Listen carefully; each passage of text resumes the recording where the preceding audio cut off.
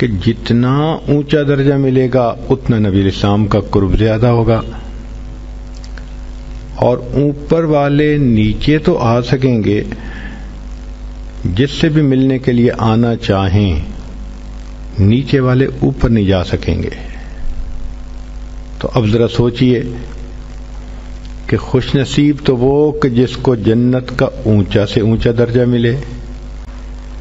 اب خوش نصیب ہے وہ بچہ جس نے قرآن پاک کو حفظ کیا، وہ بچی جو قرآن مجید کی حافظہ بنی، کہ حدیث پاک میں ہے اللہ تعالیٰ فرمائیں گے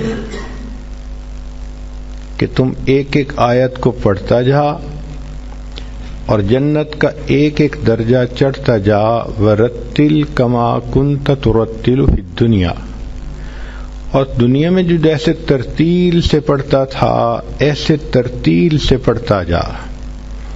اب بتائیں کہ ایک ایک آیت ایک ایک درجہ ملنے کا سبب بنے گی۔ ہم نے کبھی اس نیت سے قرآن پاک کو کھولا کہ آج کے دن میں ایک آیت کو یاد کرتی ہوں اور جنت کا ایک درجہ پاتی ہوں؟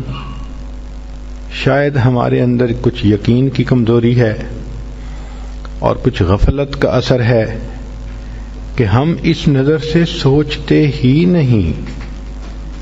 وہ کون سی عورت ہے کہ جو ایک آیت کو بھی روزانہ یاد نہ کر سکے؟ بالخصوص جن عورتوں کے بچے جوان ہو جاتے ہیں، وہ تو بڑی قیمتی عورتیں ہوتی ہیں کہ ان کے پاس فرصت ہی فرصت ہوتی ہے۔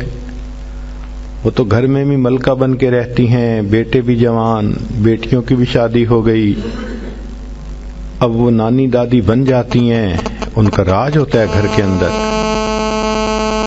تو ان کے پاس فرصت ہی فرصت ہوتی ہے۔ مگر اس فرصت میں کبھی یہ سوچ بھی ذہن میں آئی کہ آج کے دن میں ایک درجہ اور نبی علیہ السلام کے قریب ہونا چاہتی ہوں؟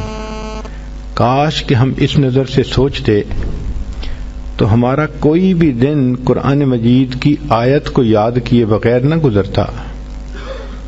ہم روز ایک نہ ایک آیت یاد کیا کرتے، چھوٹی صورتیں یاد کریں، جو معروف صورتیں ہیں وہ یاد کریں، تو آپ دیکھیں ایک آیت پہ ایک درجہ ملنے کی خوشخبری نبی علیہ السلام نے فرما دی ہے۔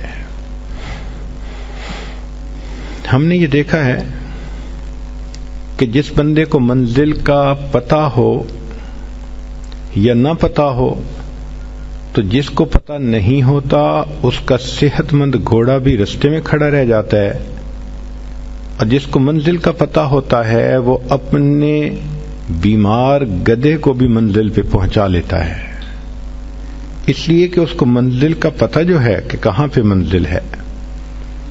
تو علم جو ہے یہ بڑی نعمت ہے۔